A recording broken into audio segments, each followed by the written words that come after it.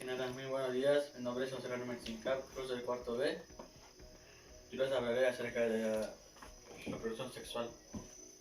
Muy buenos días. Mi nombre es Yasmina Alejandra Cabich Paul, curso el cuarto semestre grupo B y de lo que yo les voy a explicar es el tema de la reproducción asexual. Buenos días, mi nombre es Laura Isabel Zuljoil. Hoy les hablaré acerca de la reproducción sexual en animales. Muy buenos días, mi nombre es Ariana Puquevani, curso del cuarto semestre grupo B y les hablaré acerca de la reproducción sexual en las plantas.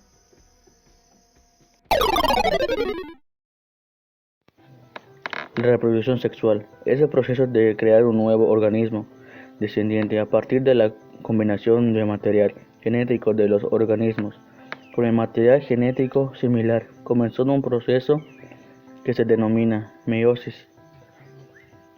Los gemetos son los dos tipos de células especiales, uno más gigante y el femenino, y otro más diminuto es el masculino. La función de estas dos células se llama fecundación.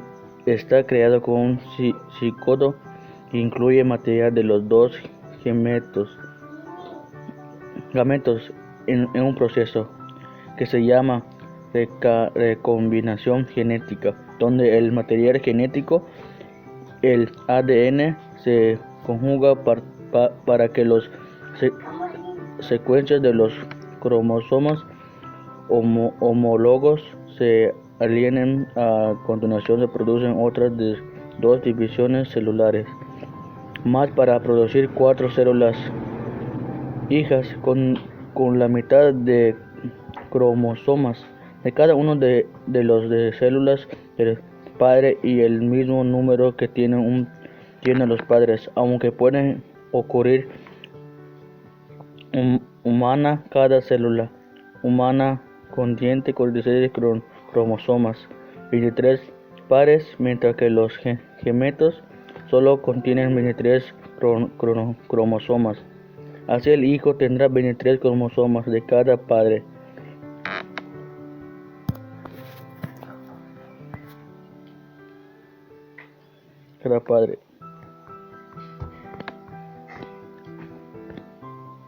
La evaluación de la reproducción sexual es uno de los principales rompecabezas debido al hecho de que la reproducción sexual la debe superar que cada organismo joven puede cargar sus propios descendientes, lo cual implica que la población sexual tiene una capacidad intrínseca para crecerse más rápido cada generación. Este costo del 50% es una desventaja de aptitud de la reproducción sexual.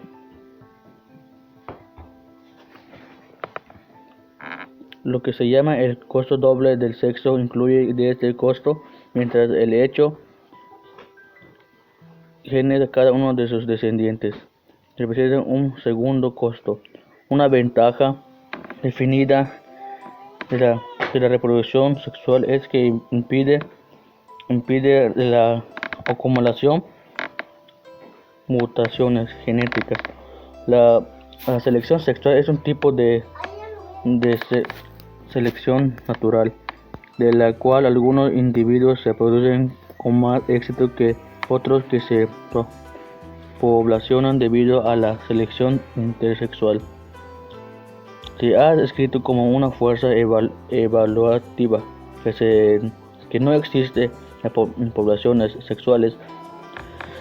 Las procariotas, cuyas células tienen material adicional o transformado, se produce a través de la reproducción sexual, aunque a veces en la transferencia genética horizontal pueden inhibirse procesos como la conjugación procarioto.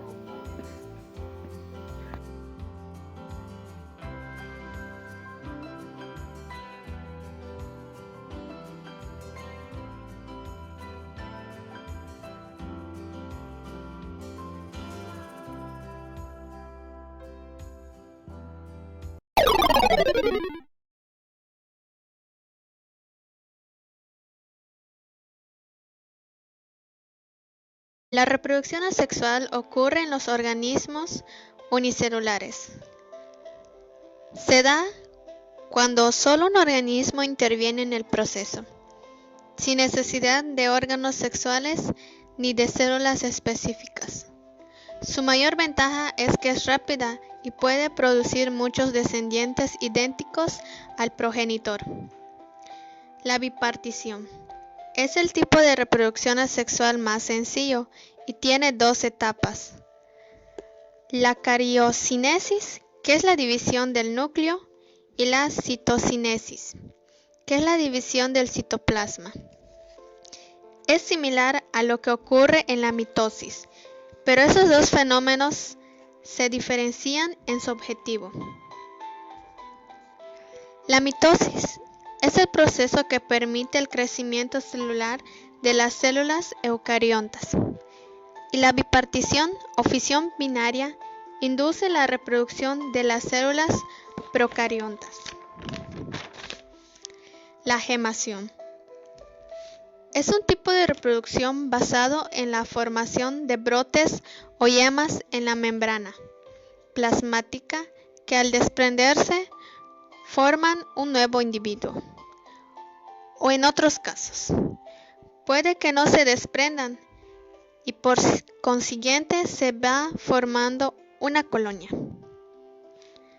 La gemación puede ocurrir a niveles unicelulares y pluricelulares.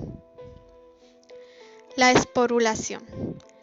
La esporulación es un tipo de reproducción asexual que consiste en la división del núcleo de la célula progenitora en muchos fragmentos, cada uno rodeado por porciones del citoplasma. Al romperse la membrana de la célula, estos fragmentos o esporas se liberan y permanecen inactivos hasta que las condiciones ambientales sean favorables para que germinen, dando como resultado otra célula. La reproducción vegetativa. Este tipo de reproducción es posible, pues distintas partes de la estructura de una planta bajo un conjunto adecuada de factores como luz solar, temperatura, humedad o nutrientes. Puede originar un órgano vegetativo como una raíz, un tallo u hojas. La partenogenesis.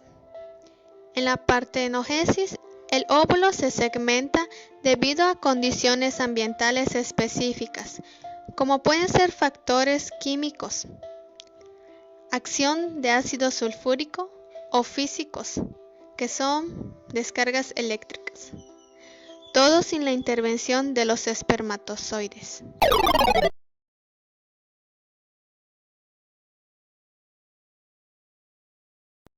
La reproducción sexual permite una variabilidad genética mayor que la sexual, ya que requiere de los progenitores y de células especializadas llamadas gametos. Dicha variedad genética es una ventaja evolutiva, ya que permite que cada individuo tenga características propias muy puntuales capaces de diferenciarlo del resto de los individuos. Esta variabilidad le permite a las especies una mejor adaptación a su medio y a los posibles cambios que pueden generarse en su entorno. De hecho, algunos científicos han planteado que las especies que se reproducen sexualmente pueden desarrollar mutaciones que le permitan formar otras especies y adaptarse a nuevas condiciones ambientales, fenómeno conocido como especiación. Fecundación. Para que ocurra la reproducción sexual debe tener lugar la fecundación. Este fenómeno ocurre entre las células sexuales femeninas y las masculinas. Cuando ambas células se fusionan, se forma un huevo o un cigoto, con características genéticas combinadas de ambos progenitores. En la fecundación ocurre la unión entre las células sexuales, que son haploides, para formar el cigoto, un antediploide. Según la cantidad de individuos y medios que participen en la fecundación, esta se clasifica en cruzada, externa o interna.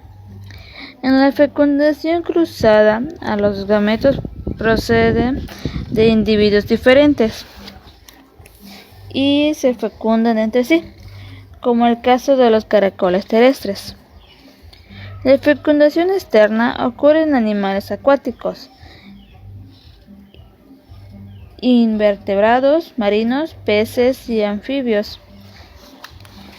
Se lleva a cabo por los gametos masculinos, los cuales se expulsan al medio y pueden fecundar cualquier huevo liberado. Por último, la fecundación interna ocurre cuando los gametos de los machos son introducidos al cuerpo de la hembra por la penetración de los órganos sexuales masculinos en los femeninos durante la copulación. La fecundación ocurre dentro de los organismos femeninos y el embrión puede o no desarrollarse dentro del organismo de la hembra. En todos estos casos existe la subclasificación para las especies, dependiendo de su desarrollo embrionario: víparos, ovíparos o ovovíparos.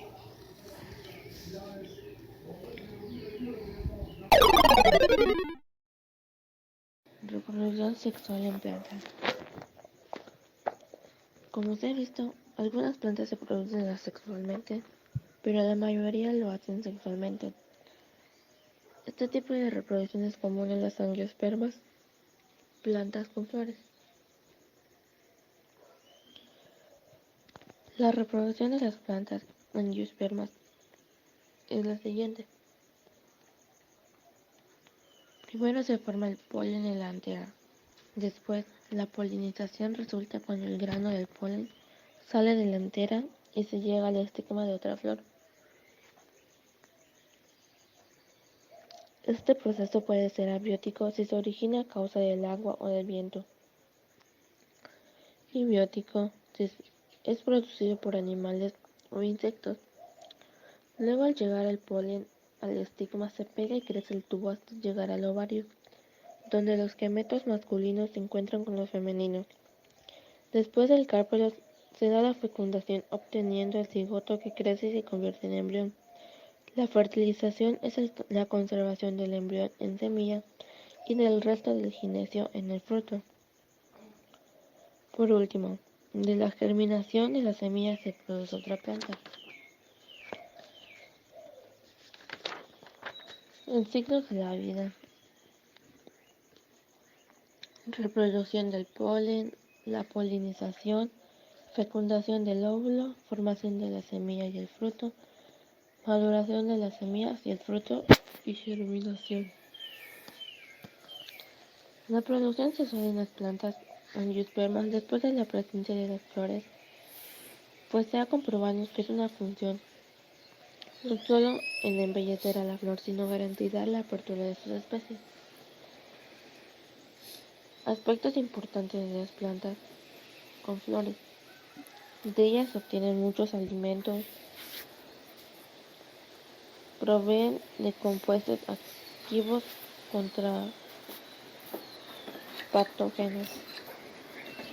De ellas se obtienen tejidos con las fibras y el algodón. Se utiliza con fines decorativos, por ejemplo, para adornar jardines o alguna otra cosa. La estructura de la flor. Las flores formadas por pétalos de tallo, pero estas no son partes esenciales, sino que existen otras que garantizan su función principal, que es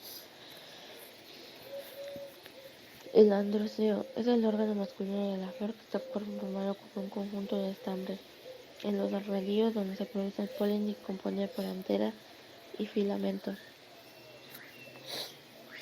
El gineceo es el órgano femenino de la flor y está formado por los carpelos. Estas son hojas modificadas, los cuales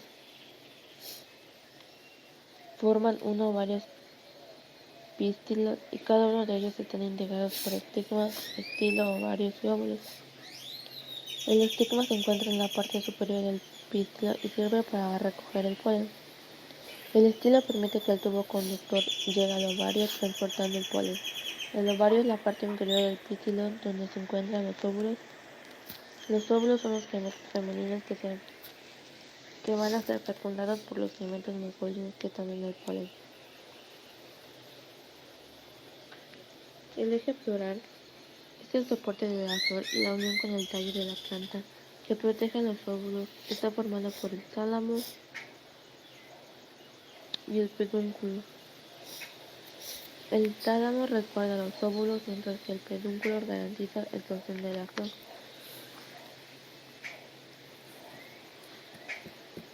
Existen tipos de flores. Su clasificación obedece a distintos aspectos. Según las partes se clasifican en completas y poseen cáliz, corola, estambres y carpelos. Incompletas y crecen de algunos de esos miembros. Dependiendo de la presencia de algunos de los órganos sexuales, se clasifican hermafroditas. Si tienen tanto estambre, órganos masculinos como carpelos, órganos femeninos. En unisexual masculina, si solo tiene estambre, o unisexual femenina, se cuenta solo con carpelos.